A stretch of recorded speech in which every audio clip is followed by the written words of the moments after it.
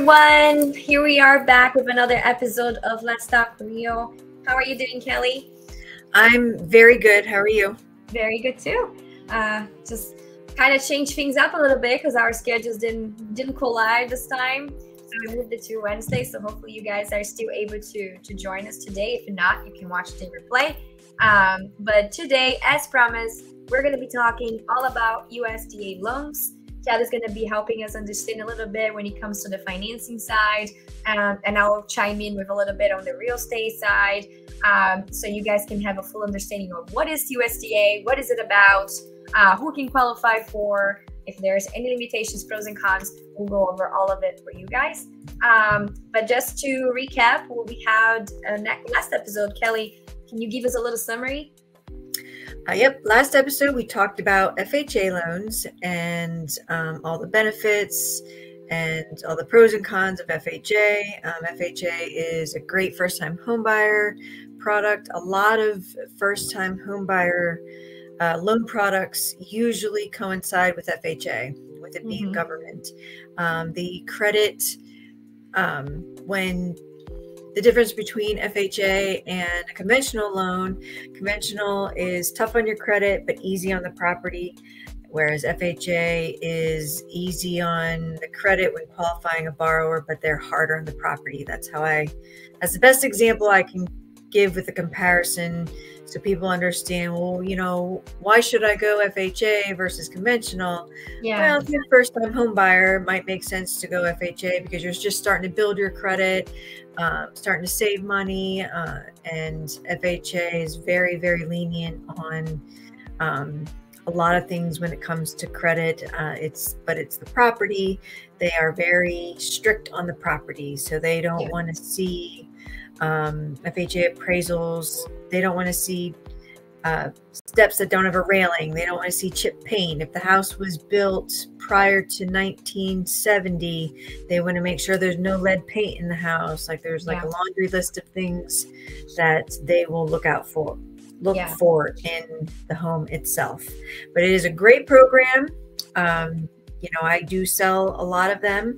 A lot of people use the FHA loan, but I think that pretty much kind of sums up. I'm not going to go into too much detail with that, but yeah, if you missed it out, just watch our last episode. We talked all about it in more detail. So, and we actually went even over a little bit of time because there was a lot of good info to be shared about the FHA loans. But so not to delay today's topic, so we're going to get into the myth of the day in regards of the USDA loans, which we have a couple today. We're going to talk about this one, which I think is the biggest misconception about USDA loans, because they hear USDA is, you know, Department of Agriculture, so they automatically assume that it's only for farmers or farms or homes that are like underdeveloped.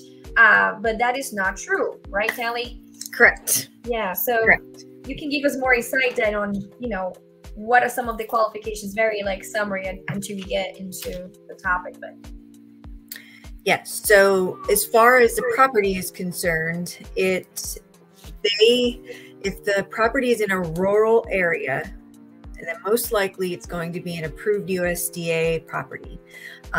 If anybody is thinking about going USDA because they've heard about it or they know the details and the benefits, there is a website that the first thing I do is I go on the USDA website to make sure that that property is an approved rural area. Correct. If you're looking to live in the city, you're not going to forget about it. No USDA loans in the city. No. There are certain outskirts of the city that aren't considered rural that most likely wouldn't be an approved property. But again, it's a very easy thing to find out if the property is approved under USDA. And so they're really looking for a rural area where it's not so much a city life. No rural, no USDA loans for the city. Exactly. Yeah. And that's very true. So this is a myth, a misconception that people think is just farms, but it's not. And there is, like you said, an eligibility map that we can go and check out the areas that are USDA eligible. And believe it or not, for us here in our local area, pretty much if you take the city and then you just go a few miles out, it's USDA eligible. Like there's parts of Mechanicsburg that are USDA eligible. Carlisle is actually part of USDA. If you go past, like there's a section between Harrisburg and Hershey that is USDA eligible. So if you want to be on the outskirts there, like around Hummels now, you might be able to find something that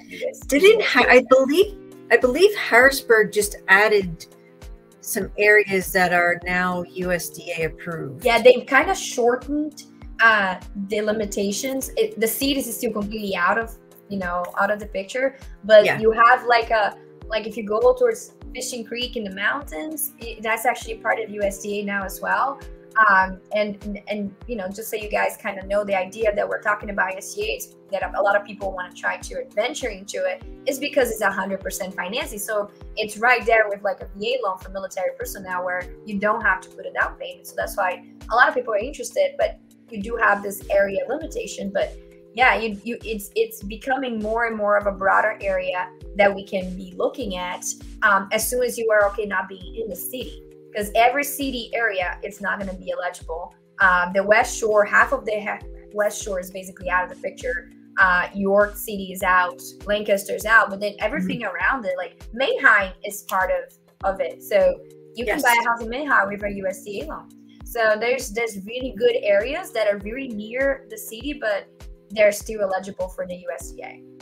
Yep. So yeah, so I guess that explained this myth. We're going to have another myth coming out, but this is like the starter one for us to get into the topic. But let's get into it then. So you want to give us some like starters of what is USDA exactly? I can tell you guys that is a United States. I had to look this up. I did not know, but it stands for United States Department of Agriculture, and that's why this misconception happens a lot. But it's just like what we just talked about. It's for rural areas. That doesn't mean it's farmland, right? So Kelly can give us some more insight on maybe the criteria. We can get into that. Yep. So I don't want to. So pretty much what we just went over with the USDA, I would consider USDA loans one of my first-time homebuyer programs, just because it is 100% financing. Yeah. And all depends. What's that? It's cheaper in that sense, right? It is cheaper in that sense, and it falls in the line with a lot of first-time homebuyer programs. They have income limitations, but they're easier on the credit. This is also another government loan, so where they're a little bit strict on your debt to income ratio. The back end can't go over 41%.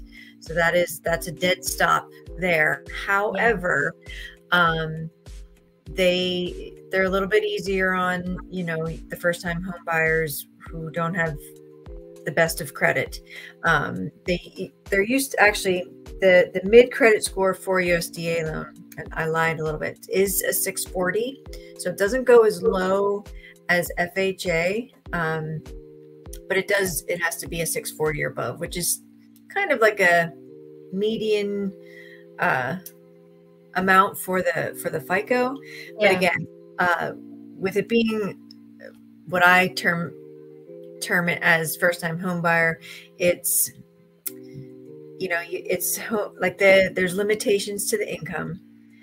So when you're a first time home buyer, your income usually isn't, you're not making millions of dollars. So there are income limitations, and that depends where the house is. It depends on the customer. And those limits depend on how many are in the household. Correct. Yeah. And that means so the more people in the household, the higher the income limit is. And mainly because they do count everybody's household income. They count everybody's household income, but if they have 5 kids versus a family who only has maybe 2 kids, the income limit's going to be higher for the person with 5 kids versus the person with 2 kids. Right. So, and the 100% financing is huge. They don't have to put any money down, but they do have to come up with their closing costs. And USDA when you finance into a USDA loan, you have your base loan amount, but then you also have your USDA loan amount. And there's always a USDA fee that gets financed in with the loan, which I believe is 1% of, in most cases, the purchase price, because they're not putting any money down. So yeah, let me see if I have that number written which down. I believe that is a lot less than the mortgage premium that you have to pay when you're using an FHA loan. Correct. So technically, it is a cheaper loan with a little more stricter guidelines as for the debt to income ratio and the limit on income potential there. Correct. Yeah.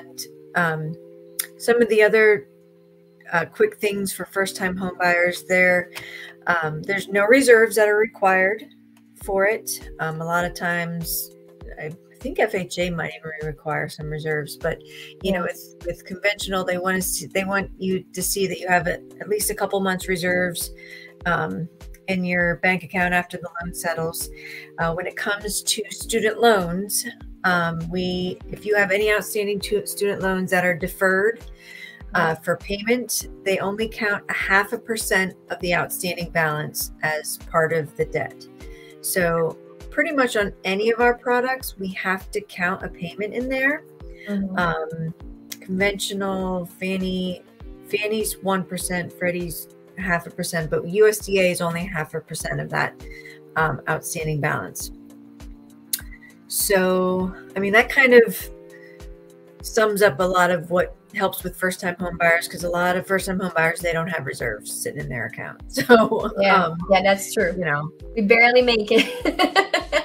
Yes, believe me, I wish I would have known about USDA back when I was looking for my house. So I didn't know that wasn't one of the products I sold at the time. So yeah. It is a great program. As soon as you fit the criteria, it is actually a pretty good. It really is. For people that cannot go like military and get the 100% conventional. I mean, 100% financing with the USDA, that can be a possibility depending on the area you're looking at, which is great. It is, and I try to talk to a lot of people about it, but they are strict on the property because, again, it is a government loan. There's no extra inspection required, but it would be considered a USDA appraisal. So they're going to be looking for kind of similar things that FHA is looking for in the property. So they are going to be a little bit more strict on the property versus a conventional loan. But, you know, there's that benefit of 100% financing where you don't have to put any money down. So there are, like I said, there are income limits, but that, you know, goes into play with, you know, where the property is, you know, how many are in the household. There's a lot of things that, and I don't know what that income limit is until, because we have two separate systems that we work with. So we have our application, then we have to upload it into the USDA system. And as soon as we do that and it has all the income in there, it will tell me immediately what the income limit is. So I'll know right away if they would qualify for it or not. So that's also a nice thing to know. Because if they don't qualify, then we're done, and then we just kind of move on to the next product. Other alternatives, right? Which there are so many different options available nowadays to buyers, different programs. Soon we're really going to be able to talk even to more of them. But there's quite a few options out there. So talking to Kelly will kind of clarify what's available to you specifically. Because we're here talking about these different types of loans. But really, when it comes down to it, when you talk to Kelly, she's going to let you know exactly which one is the best one for your situation, you know, which one's going to be the most financially reasonable or for your budget, that fits your budget. So she's going to take a look at everything and let you know, okay, you should probably take a look at this route versus this route, but this is the difference, right? Usually that's what we do when we do our initial consultation. Yep, everybody's story is different. So, you know, what works for one isn't going to work, may not work for somebody else. But again, you know, it all depends on where you're at. If you're looking to, maybe you don't have a whole lot of money, but you really want to buy a house, but you may have enough for the closing costs, but you can also get seller assist. with USDA. with USDA. So that is also a thing. So even if you really don't have that much, you don't need the reserves. You can get seller assist that can help pay for the closing costs. So you're kind of, it's a great product if you fit into the guidelines. Yeah, and is there a minimum amount that the buyer needs to pay out of pocket on a transaction with USDA? I can't remember if there was a minimum.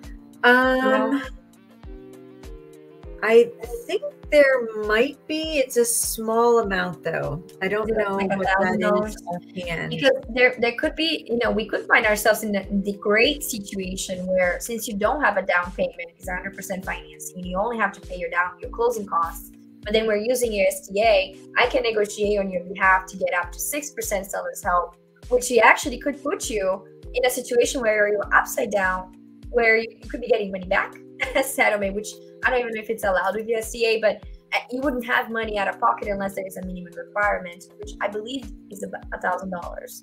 But I have to double check on that. Yeah, I have to double check on that too, because I believe there might be a minimum that does have to come out of pocket for. Is either 1,000 or 1%? I can't remember. It's either or. Yeah, it might be either or, whichever is the less is the greater. Yeah. Because I don't know if they make a requirement for you to pay at least a fee out of pocket. I don't know. I have to double check. We'll get back to you guys. I was going through all my stuff. I didn't see that because I didn't see that requirement when I was writing down my notes. And I can't remember from the top of my head. Really, and the last time I did one was like a long time ago, so I don't remember what that requirement. But I believe there is. I believe it is either 1% or $1,000, whichever is greater. Yeah. Which would be a great situation to be in, right? Because then basically your deposit that you give it on the house whenever your offer is accepted basically is the amount you have to put down, and that's it. You come to the settlement table 40 days later or 30 days later, and you just come to sign.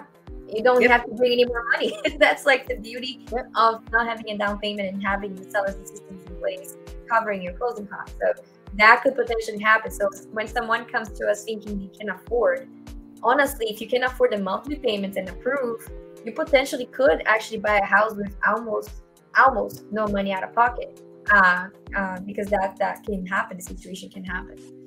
Yep. I was gonna say something. I completely left my brain. Was it about the down payment, or? I don't even know. That was me. Sorry, I kept talking. No, it was about what you were talking about, and I was gonna add on to it, and now I don't remember. So, but it's okay. Well, why don't you talk about the second myth that we had that you brought it up? Because you run into that a lot. So tell us. So I've been asked many times when I bring up USDA, I've had some.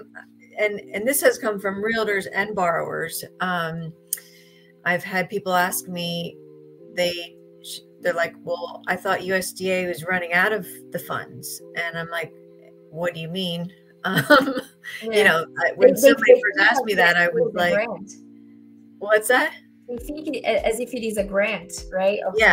And that's not what it is. It's a type of loan. So there's two types of funds that you get from USDA. So you can go to USDA Direct, which USDA Direct can they do sometimes run out of funds, or they get low on funds. However, most mortgage companies, and we use what's called USDA guaranteed funds. So the money is always there. And most lenders, like I said, if you go through USDA Direct, there's a good possibility that there may not be enough in USDA Direct for you to finish out the loan. But most mortgage companies go through USDA guaranteed funds. So the money is always guaranteed. They don't run out of money. So that is definitely a myth when it comes to USDA. Yeah, I never actually ran into that, maybe because I knew of it and how it worked. So I did not know, though, it was two types. So that might be why some people thought that. So I've had more realtors make that comment to me than buyers, and the only time a buyer makes a comment to me about it is because the realtor told them that. So because usually the buyers are not necessarily going to know No, because I asked them like, well, where are you getting your information? They're like, oh, well, my realtor told me. I'm like, well, okay. But yeah, you need to get more instruction. You might need to get a better realtor. Well, and I guess it all depends too on their background, their history. If they've never done a USDA loan, maybe they only know about USDA Direct, and that's okay too. That is true. Sometimes I send people to USDA Direct because I can't get them to fit into my criteria, and sometimes that's the only option. Yeah. And then that's when they have the possibility of not having the funds available at that point. Yeah. So it's a good product for sure. So we did touch base a little bit on the eligibility requirements for someone wanting to get into, using USDA as an option. Do you think you can give more detail? Did you bring some information about more in depth on the requirement criteria? Well, the main things on the requirement are like, so that the credit score 640 or above. Okay. The ratios, the front end, so the ratios are to be 29 and 41. That 41 back end ratio, that's kind of like a dead stop. You're not going to get any further than that. They do. So with USDA, they can do a manual underwrite if it goes, I believe, up to 44. With the manual underwrite, they would require to see it. So if you're renting, they would want to see a 12-month history of the rent being paid on time. And there's some other criteria that falls into the manual underwrite, that some additional things that the underwriters would request. And so the 1% of the purchase price is what the loan amount ends up being. So there is a loan limit. The loan limit is $336,500. Okay. If you meet that criteria. So that is something else too. Like, so it has the income limits that get calculated, when you first put the information in their system, and they'll tell us what the income is. Like I said, there's no one set amount. There is. And that's why I was like, it's kind of hard to tell, because I think they use a percentage. It's like they do, and I don't know what that is, because every time I've done a USDA loan, I put it into the system. Like, it all depends on the area, the house, the borrower. Like, there's so many things that come into play with that loan limit. There's no like dead set amount that it's this amount. Yeah, they don't have it set as like one person this much, two people. It's not like that, which is interesting. So that's why whoever is interested needs to reach out to you, Kelly, to be able to really find out whether they can qualify or not, because it's just, you never know. There's no set table per se for that income limitation. And one thing that was interesting too, and mainly because I work with a lot of people that are not from the U.S. and maybe are non-U.S. citizens, or they have a green card, a permanent residency card. You are eligible to use USDA if you are a non-U.S. citizen and have a green card, permanent residency. You are eligible for that. So just as an FYI, I don't know if the other loans, whoever brought that up, if you were eligible or not. No, because most of our loans, as long as you're able to show your green card or your working visa, most of our loans allow you to participate in those loans, just because if you're able to show proof of it, then yes, most likely we can. So if you are not a U.S. citizen, don't be discouraged that you can use these types of loan programs, because you can actually use your green card and purchase a home here in the U.S. with normal, regular loan types like these. Yes. Yep. And so pretty much as far as any other, there's really nothing else. I think we need to get the full tax returns when doing a USDA loan versus just like W-2s. Oh, So okay. That's different. they want to see the full return. I do know that for sure because I remember running into problems getting that from some people. But yes, Yeah. so to do a pre-approval, I would get just the W-2, but USDA, because USDA, so once the file is clear to close, we have to run it through the USDA system at least 3 days prior to closing. So they want to see the full returns. They want to see all this stuff. Yeah. So it's basically double underwritten in a way, right? It is. Yes. Because it gets to be seen by 2 people for final review. Yep. Yeah. Yeah. And I think that pretty much covers it. I mean, we can go over the pros and cons. Yeah, we can summarize it because I think we pretty much mentioned all of them. If you want to go over the cons, since we're pretty much, I think the other double underwritten is one that we didn't put it down, but that's kind of like a con because it can add time to the settlement time frame. I would say USDA's on average you see between more like 45 and 60 days, while a conventional loan you would see 30 to 45 at most. Yep. So I think that's the one con. But if you're not in a hurry, I guess it doesn't matter. Right. Yeah. So I would say the cons, you're restricted to the demographics, like which, rural area. So you can't, no buying in any cities with USDA. Yeah. You do have your income limits with USDA. And again, that all depends on the area you, like I said, if there's the more people in the household, a lot of times it does increase limits, but it also, even if not both individuals are going to be on the loan. So say you have a husband and wife, but you only need the husband's income to qualify for the loan, and the wife works, you need to count both the husband's income and the wife's income, and it has to meet that 40. Like I said, it can go up to 44% on the back end for a manual underwrite, but you have to meet those guidelines with all income in the household. That's right. Yeah. So that 41% DTI is 41 to 44 is a hard stop. And it has to be for some people.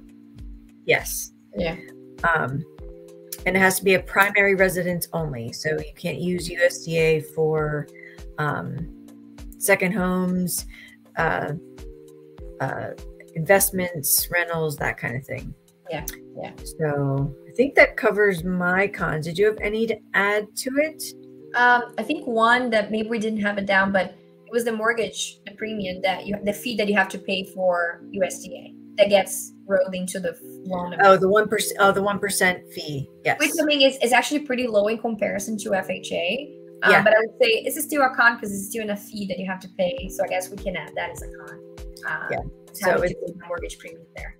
So you have your base loan amount, but then you have your USDA loan amount, which is 1% higher than the purchase price. Whatever. Yep. Yeah. So to kind of give an example, if you're buying a house at $200,000, it's 1% fee. So you're buying the house at $200,000, but your loan amount is going to show up as $202,000 because again, you're 100% financing, and then you have the fee on top of that, which is 1%, which is $2,000. So that's what Kelly means when she mentions on top of the loan. So your loan amount is actually going to be higher than your actual purchase price amount. Correct. So when you see a fee estimate or a pre-approval for a USDA, you're going to see a base loan amount, but then you're going to have the actual loan amount is going to have that fee included with it because it gets financed. So you don't see it in your fee schedule. Or not your fee schedule. You don't see it in your payment schedule. You'll see your principal, interest, your insurance, and your taxes, but you won't see that fee in there because it's just financed into the loan. Yeah, it's part of your principal technically. So you won't see that differentiated. You see your mortgage insurance, your primary mortgage insurance, but you won't see this fee because it's built into your loan amount. Correct. Yeah, so I guess that would be the last con that I can think of. Okay. Yeah. So in the pros I have, so no down payment. Yep, that's a big one. That's a big pro. So no cash reserves. Yep. They are flexible on the credit with qualifying. They're not as hard on you for credit. The seller can pay for your closing costs because you can get up to the 6% of the purchase go price. all the way up to 6%. There's no restrictions like with the conventional when you put less than 10% down that we mentioned. That is 3. USDA is all the way to 6. Yep. And I can't read my handwriting. Oh, and it's good for, I think you had this in your, good for a purchase, a refinance, or a build. So you can use it for any one of those options. Yeah, which it was interesting because when I was doing some research on the USDA, I didn't know that you could use it for building as well. There's a certain way that they do it to make it. You have to be careful with the build, though, that you don't go over your limitations. That's right, because 330 something, right? I personally would not use it for a new build only because I did so many construction loans where people always go over what they think they're going to go over. So at least 10% over. So I would say you kind of build that into your max, right? That way you're not passing that, which unfortunately nowadays with new construction, it's kind of hard to stay under the 330s. Like we're not seeing that much of that in our area anyway. If you're building a new home, you're probably starting at 300. No, believe me, when I started doing mortgages 20 years ago in 2003, I was a construction loan specialist. And I don't know that I had a single customer that did not go over their build amount. I really don't. It's just so tempting. You can get everything you want the way you want. So and then when it's built, I just don't build the right way. Well, when it's being built, things happen and they, and we get to the end and I would have to refinance people because they added so much throughout the build. And I'm like, I told you to put 10% in there. But anyway, that's your recommendation of the day, right? Yes. Your advice. Absolutely. 10%. Always add 10%. I think that pretty much covered it. USDAs are really good. If you fit into the bucket, then it's a good one. I know. Yeah, that's a good one too.